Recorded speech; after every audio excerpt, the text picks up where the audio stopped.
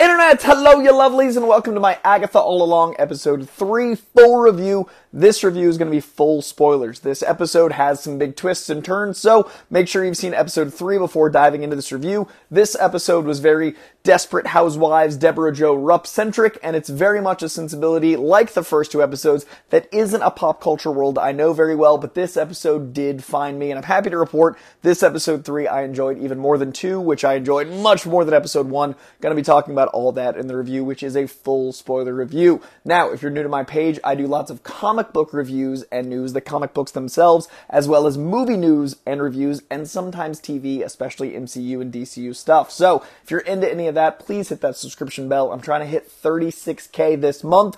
Only got about a week left. It was my 36th birthday, so 36K, that is the goal. Please hit the subscription bell. Also, leave a comment below. Let me know what you thought of this episode. Let you know what you thought of this review. Do you agree with me? Do you disagree? Do you think that I'm being too critical, not critical enough? Let's have an actual conversation, a healthy conversation like in the back of a comic store about this comic book goodness. Also, leave a like in this video so I can keep growing this page. Thank you in advance. Without further ado, let's talk about Agatha All Along, episode 3. Now, we are down the witch's road. This episode is very atmospheric, deals with a lot of witchy imagery, and I really liked that because it felt authentic. It didn't feel like they were just filming on the volume. It felt like there was an actual practical set. I'm sure the volume was involved, but it wasn't as constrained as some of the Marvel shows have felt. Now, the first episode, for me, I could see the quality in. I could see that the show was well made.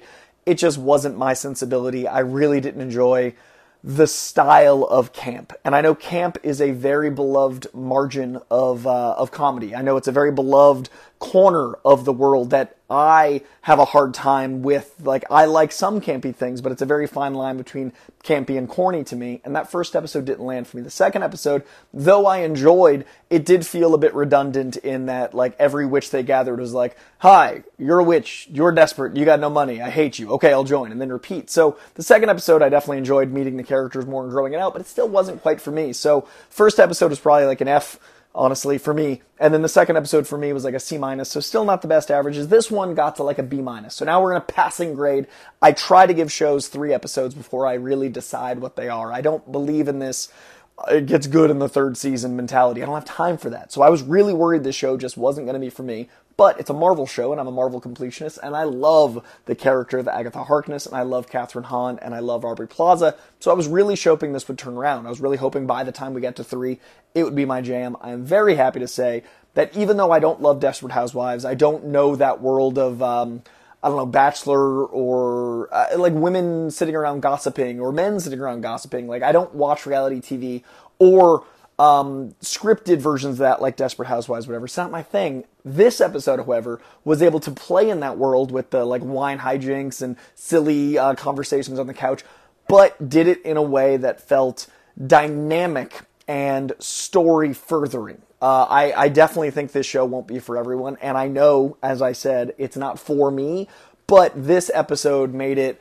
broader and more approachable and more the palette felt bigger. Like, there was more people that could be enamored with these characters in this way. And so far, I really like that. Short of the first episode, it feels like what they're doing with the characters is immersing them in genres, but they stay true to themselves. So the wardrobe and the setting and the story elements do a lot of the heavy lifting versus in, say, WandaVision, where it changed their personalities as well. So it's really cool to kind of have a spin-off feel like it's spinning off the concept. And I'm curious, like, will Witch's Road keep being like physical houses that have different tones? Will it be like, they take a left and they're in a different time? Will it be they take a right and they're in a different multiverse? Like, what's it going to be that evolves the semblance of each episode being a different thing? Because it very much felt like episode 1 was, as I said, true crime.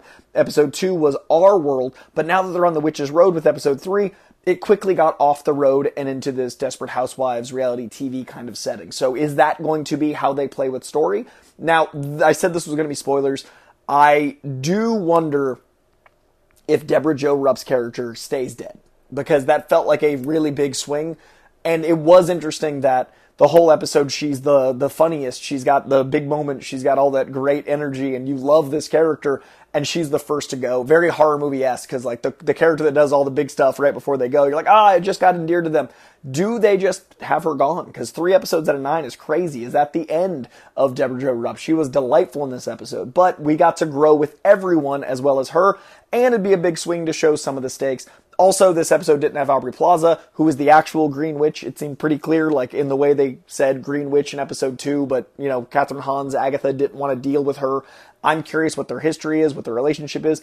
Does killing Deborah Jo Rupp's character bring us Aubrey Plaza? Does it bring us the real Green Witch? Does that strengthen all the witches? Because they don't seem to be all that strong in this world. Like, they're going for power, but bringing a coven together in this mythology ups all their power. So, is the death of her summoning Aubrey Plaza and bringing everyone, elevating everyone, allowing them more power? I'm really curious about all that stuff, and the fact that I'm curious has me excited. Now, the reason this is a B- and not higher is it is very, it still feels very surface. I still don't really know any of these women or yet invest or care about them. A lot of the emotional impact is still based off my WandaVision appreciation of Agatha. It's still very much based off my appreciation of Agatha Harkness from the comic books themselves. I want to be invested in other people besides Aubrey Plaza and Catherine Hahn, and now the maybe dead Deborah Jo Rupp. Like, this episode got me invested in her because it was the her-centric episode, and it was the housewifey episode. Like, you know, she's always at home with wine, wanting friends, wanting parties.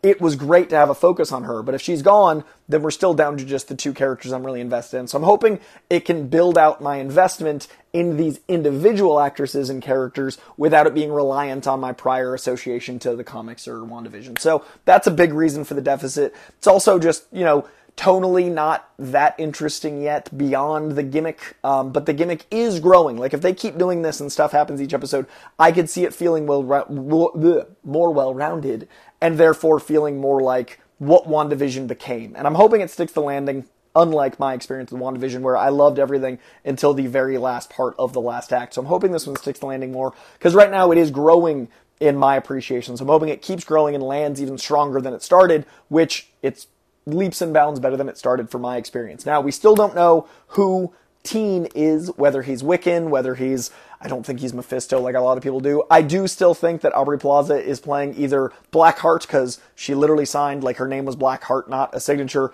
or Cynthia Von Doom or Morgan Le Fay. But what does that have to do with the Teen? What does that have to do with why he can't talk? Like, what's the deal there? So, really curious about that, and I like that we got to explore that a bit.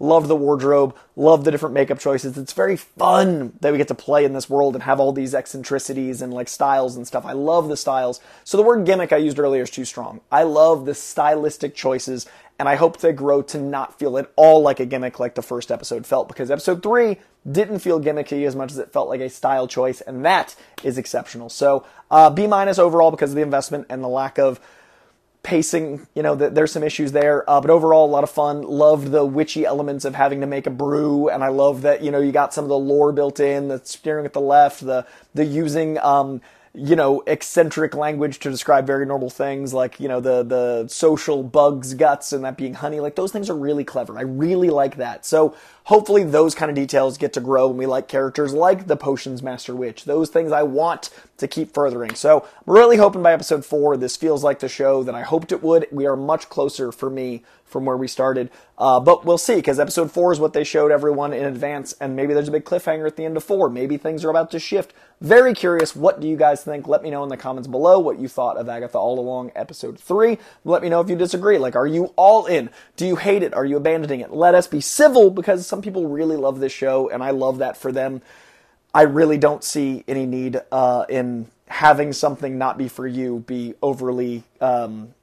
Don't hate stuff loudly. Like, there's no purpose in that. Loving stuff loudly is amazing, because there's not enough of that in the world. But let's share thoughts in the comments below, and I'm really glad the show's growing on me.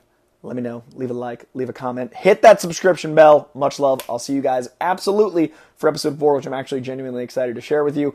And this week, I'll be covering The Penguin episode 2. There's a bonus second episode of This Week in Comics because I had gotten behind. I just posted a Megalopolis review earlier today. Lots of stuff coming. A Wild Robot review is coming this weekend. And if I can, a Transformers 1 Out of the Theater review. Got like 5 videos for you guys in the next few days. So notification bell for sure. Much love. I'll see you soon.